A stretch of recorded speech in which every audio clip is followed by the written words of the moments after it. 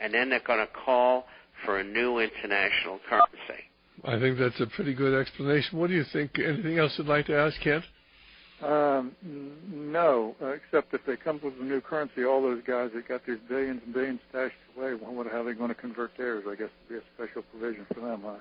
Well, I don't know. I mean, I think an awful lot of people are going to end up being totally impoverished before this is over. The big boys, of course, will. I mean, they've already made their plans. Their money is already secure. It's just yours, and there's some of the millionaires and billionaires out there who don't know how the game is played. Hey, hang on. We'll be back here in just a moment. Well, this is Dr. Stan. We have Kent calling us from West Virginia. And Kent was simply asking, what's going to happen down the line, what's happening to England. The British pound seems to be having some trouble. And Bob says, he thinks that down the line, why, of course, is when deflation really sets in, most of the governments of the world are going to default on their bonds, and certainly the currencies are going to become worthless. Of course, Kent said, well, that means a lot of these big boys, really big boys behind this, are going to lose their money. And how would you respond to that, Bob? When should we be concerned about the multi-billionaires who created this whole problem? Do you think they're going to be hurt? Many of them are already in gold. And we know that the Rockefellers been buying gold for years. In fact, one of their employees over in Europe made that statement just before she accidentally fell out of a hotel window. It fell about 50 stories and died. Just a coincidence. That's correct. These are the last things that they want you to know. The Rockefellers and the other international bankers are buying up gold with the idea of creating a new international currency, gold-backed, but privately issued by the rulers of the world. Anything else, Kent, before we let you go? No, thanks. Thanks very much for listening, and you get everybody else there in West Virginia listening, will you? All right, thanks. Bye-bye. Let's go to Gene, who's calling from Ohio. Our telephone number, 1-888-24-LIBERTY, 1-888-24-LIBERTY, or 464-8295. Before we go to Gene, though, Bob, would you like to tell our listeners how they can get the International Forecaster? Because I get so involved in our conversations, I forget to give you a chance to plug your product. Well, the International Forecaster is about business, finance, economics, and social and political issues all over the world. We produce an email copy every Wednesday and Saturdays, runs around 30 pages each time. And we have a hard copy that goes out twice a month for those who are not on the Internet. There's 3 ways you can get an introductory copy. You can go to our site. That address is theinternationalforecaster.com. That's theinternational, FORECASTER.com. Or you can email us at international_forecaster@yahoo.com. international_forecaster@yahoo.com. Or you can call toll free 800-375-4188. That's 800-375-4188. All right, fine. Let's go to Gene, who's calling from Ohio. Hi, Gene. Do you have a question or comment? Yeah, I had a quick question. I think you both do a tremendous job. I have, done preparedness and so on, but I do have an annuity, and I was told that I couldn't get out of it. Is there any suggestion, Bob, on maybe how to get out of it, or some of them are just it? Or I think that what you should do is get a copy of your contract and go to an attorney who specializes in that sort of law. Okay. And ask him, is it true that I can't get out of this contract? And he will tell you yay or nay. But the thing is, you should be happy to pay him to do that. Yeah. Because if they're not telling you the truth, which is very possible in our day and age, then you'll know it. And so spend, $300 or $400 and find out for sure. Sure. But it's vitally important, because if they destroy the value of our currency, which I think is exactly what they intend to do, then, of course, your annuity would become worthless.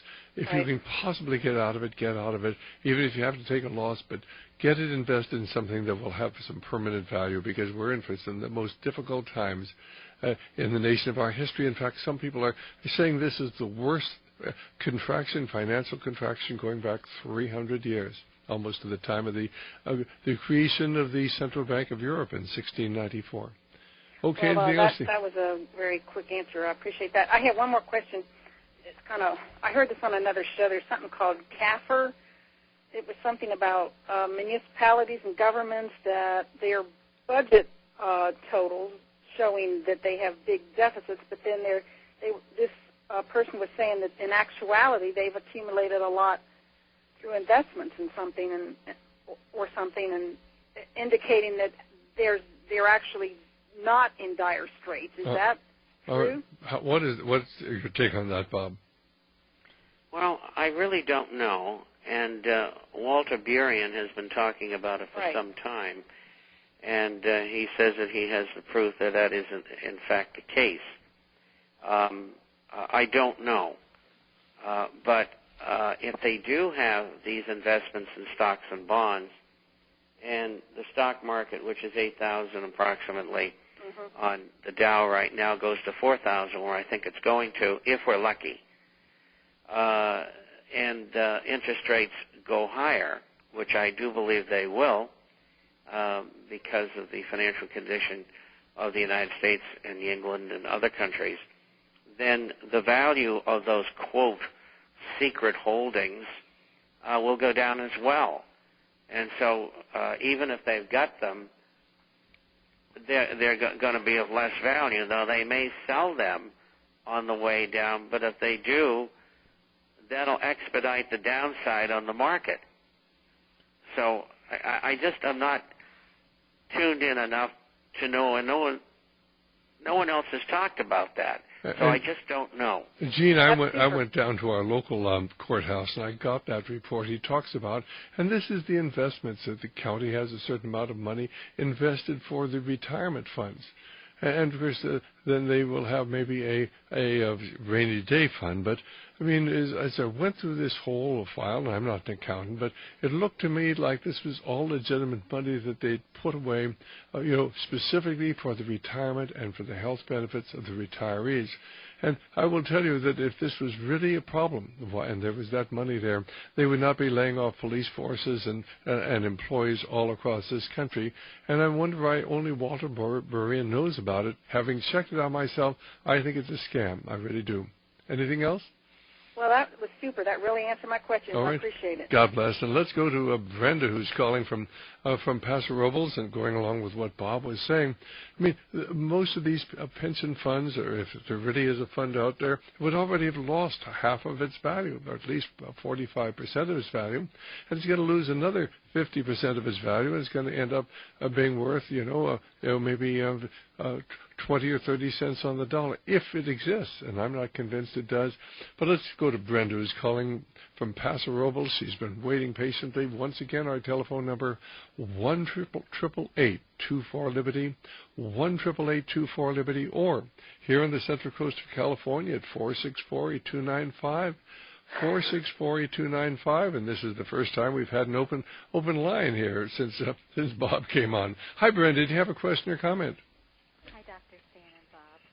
Is it okay to have some money in a money market account, and also is it best to have gold stock?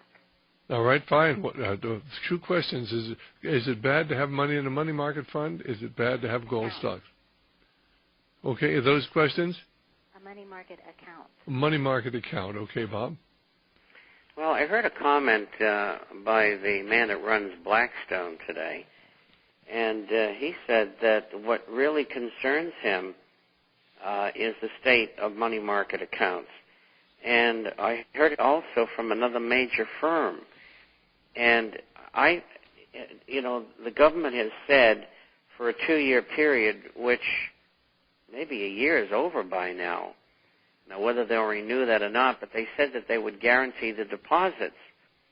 I still don't trust it.